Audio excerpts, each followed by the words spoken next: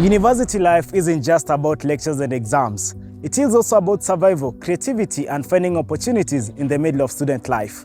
At Jomo Kenyatta University of Agriculture and Technology, students are taking entrepreneurship and turning ideas into income. In this feature, we meet one of them, a student who runs a small shop right here on campus, selling snacks and daily essentials to fellow students. We learn what inspired this journey, the challenges faced, and what it really takes to run a business all while juggling studies. This is Campus Hustle, the story behind the student shop.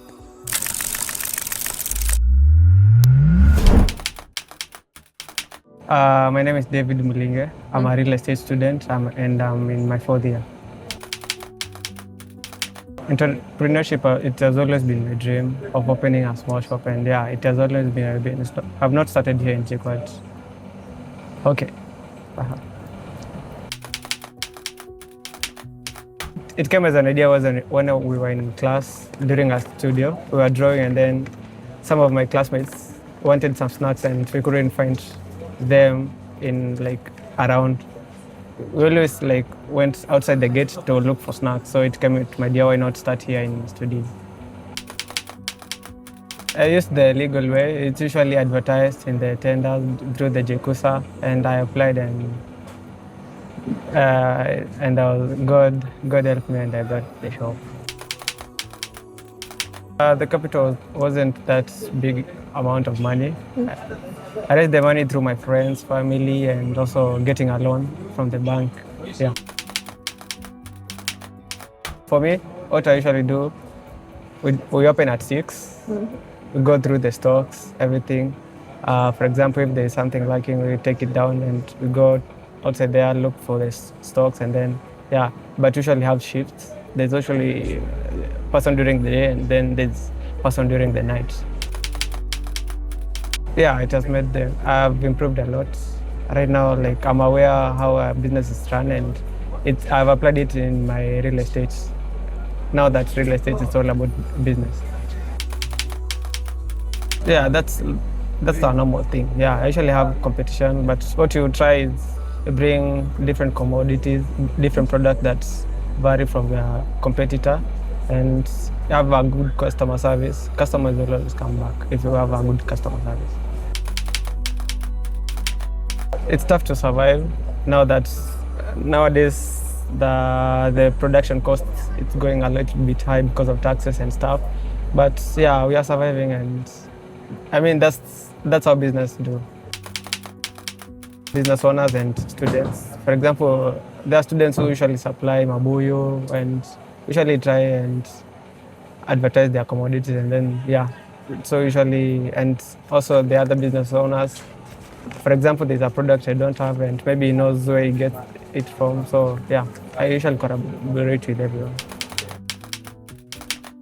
Yeah, that's normal. It always happens, and especially during these big events.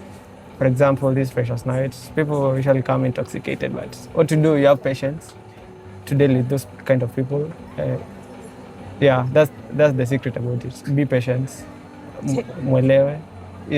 Mwelewe, so yeah. Convenience and price.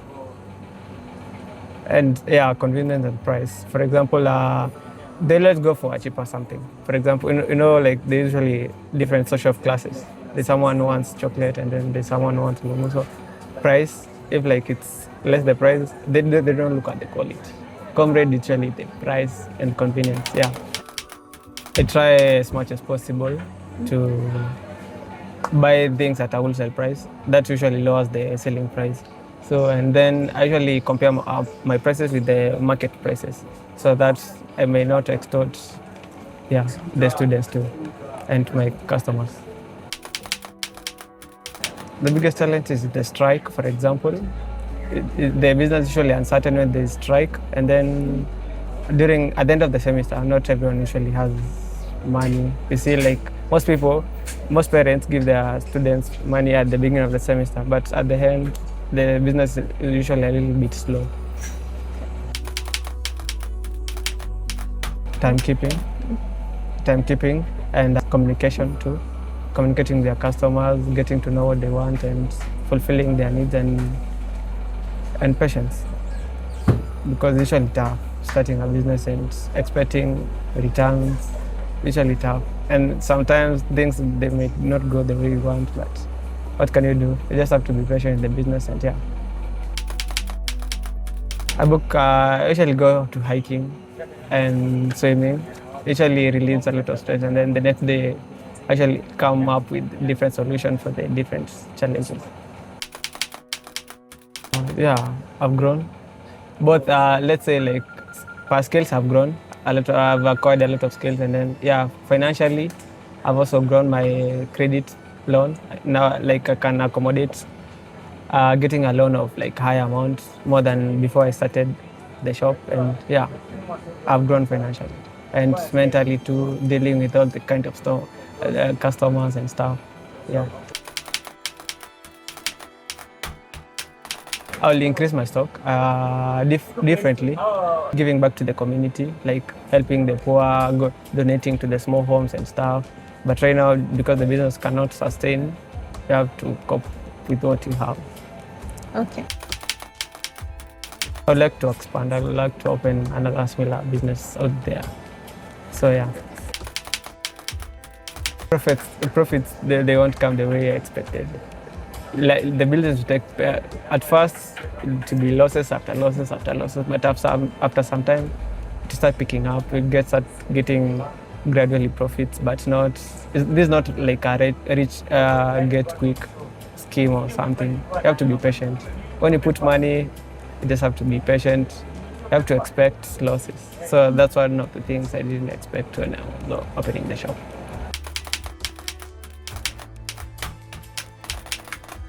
I'll advise them like to go for it.